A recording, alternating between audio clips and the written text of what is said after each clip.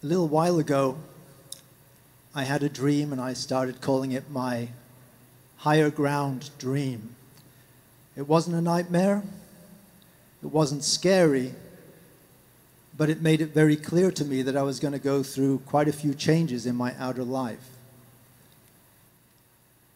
And in the dream, I was walking with a good friend of mine who's also a longtime member of ECK, and we were going up this winding cliff path in the deep of night with very heavy rain falling. In fact, the rain was so heavy it was washing away the ground around the path under our feet.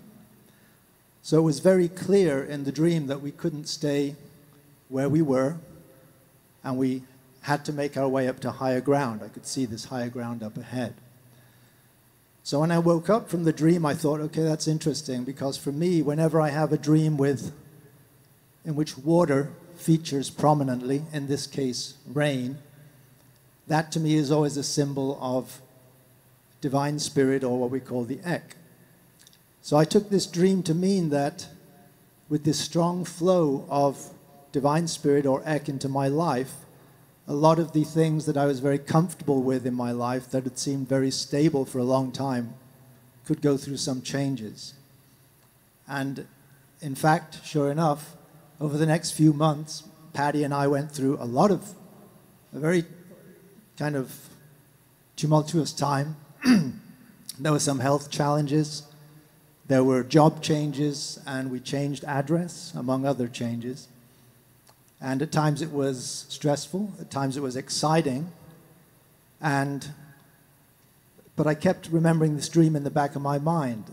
No matter what was going on around me, it was this reminder that I was being given an opportunity to move to higher ground, and that really helped me through this rough time. I'd like to focus on a technique I use when I try to move into higher ground and to help achieve my goals. I have a friend, and she's an ECK, and she once said to me, I know of a technique, I know of a spiritual exercise that can change your life. And I thought, really? I was really curious. And I said, please tell me more about this technique you're speaking of. And she said, it's called doing everything in the name of the Mahanta. She said, when you do it, whatever that is that you're doing, you be as sincere as you can be, and you put loving attention and care on what it is you're doing. And you thank the Mahanta. Which is a high state of consciousness. Thank you. Yes.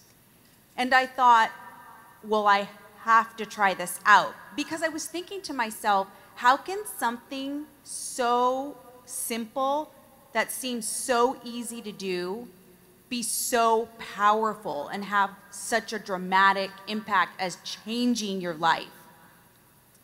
So during this time, I had just completed my undergraduate degree. I was working at a retail store, and I didn't know if I was going to go into graduate school yet. And I was working at the store, and it was a slower day, and I thought, I want to spruce things up, I want to clean it, and this is actually a really good time for me to practice this exercise, this technique that my friend had told me about. So I started dusting, and then I made my way into the bathroom, and I was cleaning it with Clorox and everything. And while I'm doing it, I'm saying, I'm doing this in the name of the Mahanta. Thank you so much for the spiritual gifts that are going to come my way. I'm so grateful.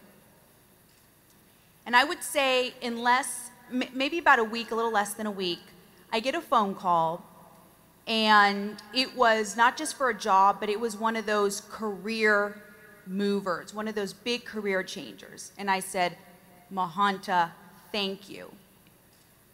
Less than a week after that, I get another phone call, and it's a university telling me that I had made it into this program for grad school that, it was very competitive, and it was a small cohort, so I wasn't sure if I was going to make it. And I did. And I said, Thank you, Mahanta. And then about a week after that, I get a call from the same university, and now they tell me I'm getting a scholarship to go into this graduate program. And of course, I'm so grateful. I said, thank you, Mahanta. And so something interesting was happening in my life at this time.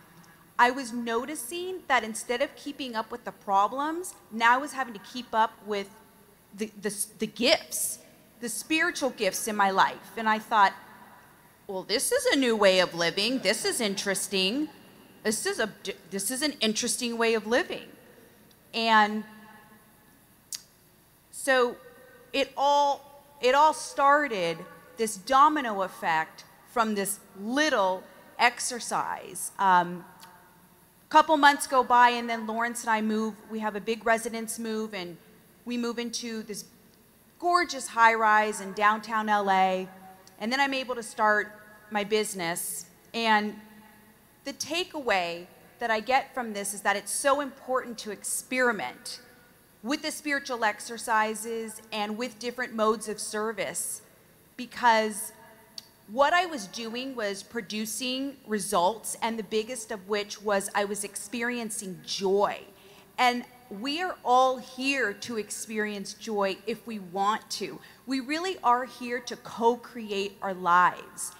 And of course, it takes discipline and it takes the commitment. But this stuff works, and it's real.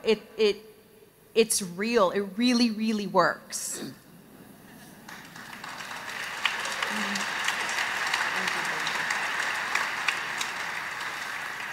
So true, so true. And I love what you said about experimenting. Of course, the main tool we use in Eckankar to gain higher ground is the spiritual exercises of ECK. And I find when I do them, I can feel this light and sound, or the ECK, literally filling me up. And it's like the spiritual headlights come on. You're a lighthouse. You get yourself out of the way and you are a light. And I found my day goes very differently when my spiritual headlights are on. I respond to people differently, and they respond to me differently, and it's a very exciting thing to watch. One thing we both found through the spiritual exercises, we both started working independently with one of the ECK masters. Yes, we both started working with Yabul Sacabi. And he's one of the great ECK masters who is a guardian of the Sharia Ki Sugmat, Holy Book of ECK, in one of the higher planes. Yeah, and Patty had her own experience with him, and completely independently, I was working with him too, and through my spiritual journaling, I felt him giving me very specific guidance to put attention on doing small acts of loving service for my fellow man.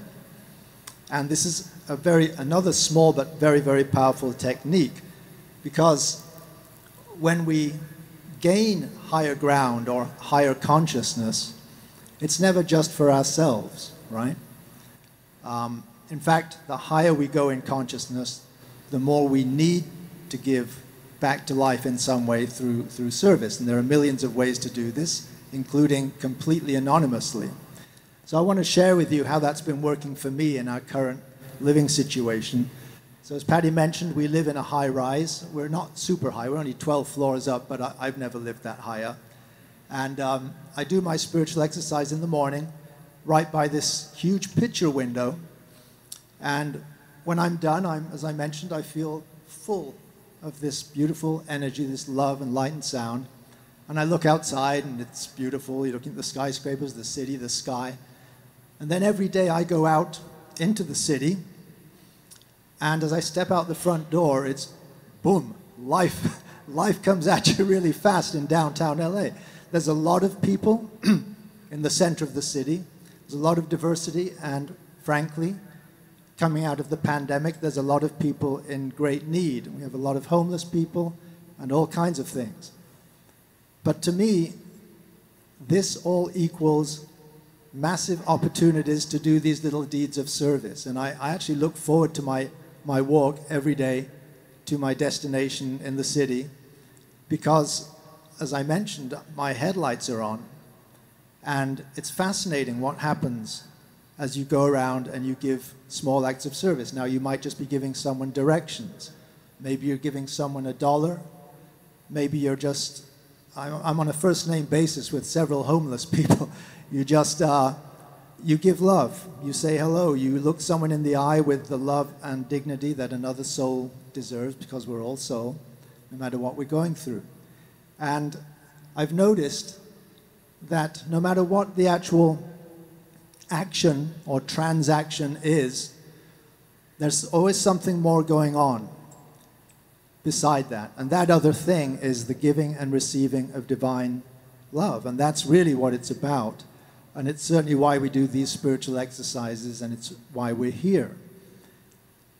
So in Eckankar, this is called being a channel for God, or being a co-worker with God. Sometimes I get to see the results of these good deeds, and sometimes it is doing things that I have no idea about. You can help people or touch people or situations that you have no conscious knowledge of it whatsoever. But for me, it's one of the great thrills of being in Eckankar, to be conscious of this process of being a co-worker. And I just want to finish by saying, I'm a channel in my way. Patty's a channel very much in her way. And we together, as a marital unit with the Mahanta, are, I find, an even bigger channel. It works through us as a married couple. And it's beautiful to be part of that and to be conscious of that working. I'd like to close with these words from Sri Harold. Let love be what it will. Just love without expecting its return. Thank you. Thank you.